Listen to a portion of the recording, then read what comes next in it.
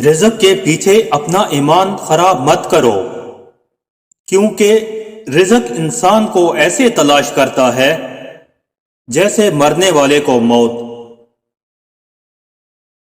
دوستی کا بھرم صرف وہ لوگ رکھ سکتے ہیں جن کے وجود میں سمندر جتنا دل ہو۔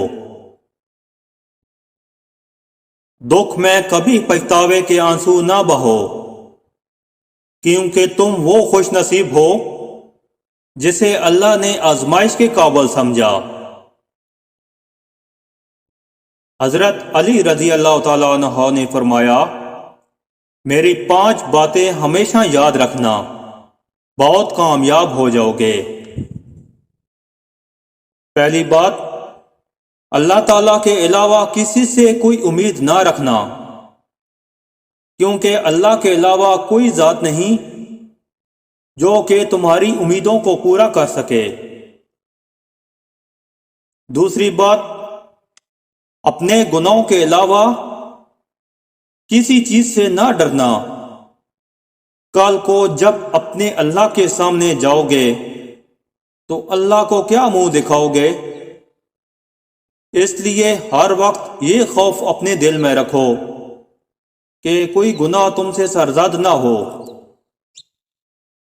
اور جو گناہ ہو چکے ان پر اللہ سے استغفار کرو۔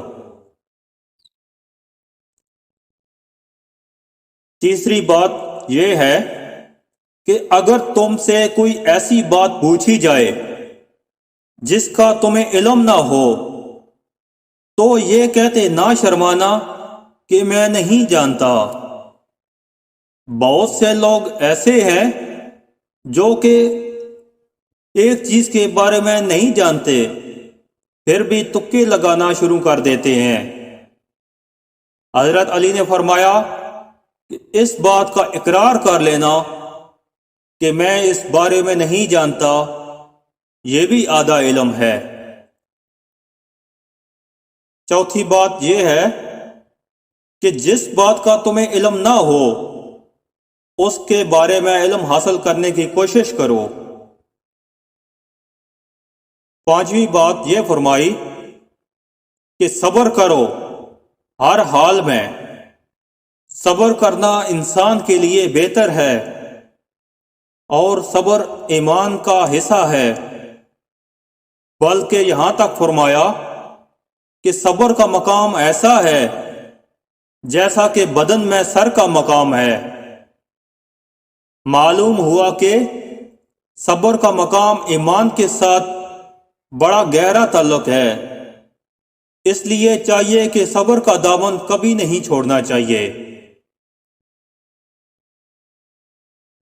جو ذرا سی بات پر دوست نہ رہے تو سمجھ لینا وہ کبھی دوست تھا ہی نہیں۔ جب تمہارے پاس رزق تمہاری ضروریات سے زیادہ ہو تو سمجھ جانا کہ یہ کسی کا حق ہے جو تمہارے پاس اس کی امانت ہے۔ تم کسی کے ساتھ بھلائی کرو، تمہیں اس کا بدلہ برائی کی صورت میں ملے تو سمجھ لو کہ تمہاری نیکی قبول ہو گئی۔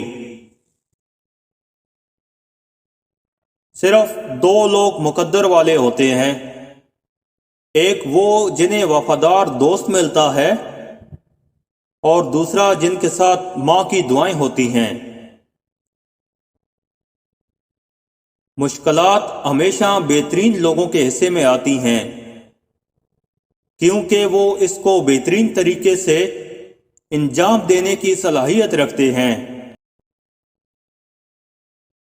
نیت کتنی بھی اچھی ہو، دنیا تم کو تمہارے دکھاوے سے جانتی ہے، اور دکھاوا کتنا بھی اچھا ہو، اللہ تعالیٰ تم کو تمہاری نیت سے جانتا ہے۔